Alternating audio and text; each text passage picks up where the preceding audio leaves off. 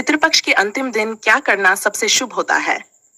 पितृपक्ष हिंदू धर्म में एक विशेष अवधि है जो पूर्वजों की आत्मा की शांति और तृप्ति के लिए समर्पित होती है। यह भाद्रपद पूर्णिमा से शुरू होकर आश्विन मास की अमावस्या तक चलता है। इस दौरान लोग अपने पूर्वजों की आत्मा की शांति के लिए श्राद्ध और पिंडदान जैसी विधियों का पालन करते हैं। पितृपक्ष का अंतिम दिन, जिसे महालय अमावस्या या सर्वपितृ अमावस्या कहा जाता है, विशेष महत्व रखता है। इस दिन सभी पितरों के लिए पूजा और दान करने का विधान है और इसे सबसे शुभ दिन माना जाता है। आइए जानते हैं कि पितृपक्ष के अंतिम दिन कौन कौन से कार्य करना सबसे शुभ माना गया है। 1. श्राद्ध कर्म। पितृपक्ष के अंतिम दिन श्राद्ध करना अत्यंत शुभ माना जाता है। श्राद्ध कर्म का अर्थ है श्रद्धा और विश्वास से पूर्वजों का तर्पण करना। इस दिन उन पूर्वजों का भी श्राद्ध किया जाता है जिनका नाम और गोत्र ज्ञात नहीं है। श्राद्ध विधि के अंतर्गत ब्राह्मणों को भोजन कराना और पिंडदान किया जाता है। इससे पूर्वजों की आत्मा तृप्त होती है और वे आशीर्वाद देते हैं। श्राद्ध करने की विधि: प्रातः काल स्नान करके स्वच्छ वस्त्र धारण करें। पूजा स्थल को साफ करके वहां पवित्र जल और चावल का आसन बिछाएं। पवित्रता से पूर्वजों का ध्यान करके उनका आह्वान करें। जल, तिल और चावल से तर्पण करें। पिंडदान के लिए चावल, घी और तिल से बने पिंड चढ़ाएं। ब्राह्मणों को भोजन कराकर दक्षिणा दें और वस्त्र दान करें। तर्पण का अर्थ है जल अर्पित करना। यह कर्म पूर्वजों की आत्मा को जल अर्पित करके उन्हें तृप्त करने के लिए किया जाता है। पितृपक्ष के अंतिम दिन विशेष रूप से तर्पण का महत्व है। इस दिन गंगा, यमुना या किसी पवित्र नदी के किनारे तर्पण करना अधिक शुभ माना जाता है। अगर नदी के किनारे जाना संभव न हो तो घर में ही तर्पण किया जा सकता है। तर्पण करने की विधि: अपने सामने जल से भरा पात्र रखें और उसमें तिल डालें। हाथ में कुशा लेकर पूर्वजों का स्मरण करें। पवित्र जल अर्पित करते हुए मंत्रों का जाप करें। तर्पण करते समय शांत मन और श्रद्धा भाव से अपने पूर्वजों को याद करें। पिंडदान का महत्व हिंदू धर्म में अत्यधिक है। यह कर्म पितरों की आत्मा की शांति के लिए किया जाता है। पिंडदान के अंतर्गत गोल आकार के चावल और तिल के पिंड बनाए जाते हैं और उन्हें पूर्वजों को समर्पित किया जाता है। पिंडदान पवित्र नदियों के तट पर किया जाता है। विशेष रूप से गया, हरिद्वार, प्रयागराज या वाराणसी जैसे स्थानों पर इसका विशेष महत्व है। पिंडदान की विधि: चावल, तिल, जौ और घी को मिलाकर गोल पिंड बनाएं। इन पिंडों को हाथ में लेकर पितरों का ध्यान करें। पिंडों को नदी या जल में प्रवाहित करें या उन्हें किसी पवित्र स्थान पर रखें। पिंडदान के बाद ब्राह्मणों को भोजन कराएं और वस्त्र तथा दक्षिणा दान करें। दान: पितृपक्ष के अंतिम दिन दान का विशेष महत्व है। इस दिन ब्राह्मणों, गरीबों और जरूरतमंदों को भोजन, वस्त्र और धन का दान करना अत्यंत पुण्यकारी माना जाता है। इसके अलावा पितरों के नाम पर अन्नदान, जलदान, गौदान, वस्त्रदान और अन्न जल का वितरण करना भी शुभ माना जाता है। पितृपक्ष के अंतिम दिन दान का विशेष महत्व है। इस दिन ब्राह्मणों, गरीबों और जरूरतमंदों को भोजन, वस्त्र और धन का दान करना अत्यंत पुण्यकारी माना जाता है। इसके अलावा पितरों के नाम पर अन्नदान, जलदान, गौदान, वस्त्रदान और अन्न जल का वितरण करना भी शुभ माना जाता है। माना जाता है कि इस दिन किया गया दान पितरों को संतुष्टि और मोक्ष प्रदान करता है।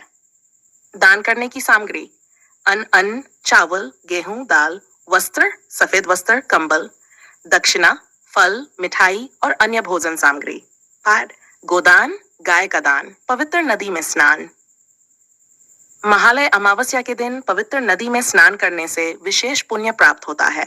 अगर गंगा, यमुना, सरस्वती, नर्मदा जैसी पवित्र नदियों में स्नान करना संभव हो तो इस दिन अवश्य स्नान करना चाहिए। इससे शरीर और मन की शुद्धि होती है और पितरों की आत्मा को शांति मिलती है।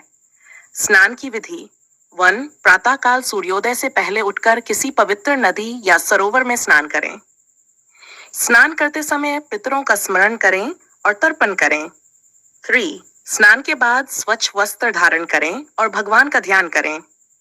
गाय को भोजन कराना: पितृपक्ष के अंतिम दिन गाय को भोजन कराना अत्यधिक पुण्यकारी माना जाता है। गाय को अन्न, रोटी और गुड़ खिलाने से पितरों की आत्मा तृप्त होती है। इसके अलावा कौवों और कुत्तों को भी भोजन कराना शुभ माना जाता है क्योंकि ये जीव पितरों के प्रतीक माने जाते हैं। भोजन कराने की विधि: अनुराता काल स्नान करके पहले गाय को हरी घास, रोटी और गुड़ खिलाएं। इसके बाद कौवों और कुत्तों को भी भोजन दें। थ्रेड, भोजन कराने के बाद हाथ जोड़कर पितरों का आशीर्वाद लें। पूजा, महालय अमावस्या के दिन विशेष मंत्रों का जाप और हवन करना शुभ माना जाता है। इस दिन पितृसूक्त और श्राद्ध मंत्रों का जाप करना विशेष फलदायी होता है। इसके अलावा भगवान विष्णु, शिव और पितृदेवताओं की आराधना भी की जाती है। मंत्र जाप और हवन की विधि। प्रातः काल पवित्र जल लेकर पितरों का आह्वान करें। श्राद्ध मंत्र, पितृसूक्त और विष्णु मंत्रों का जाप करें। हवन में गाय का घी, तिल और जौ अर्पित करें।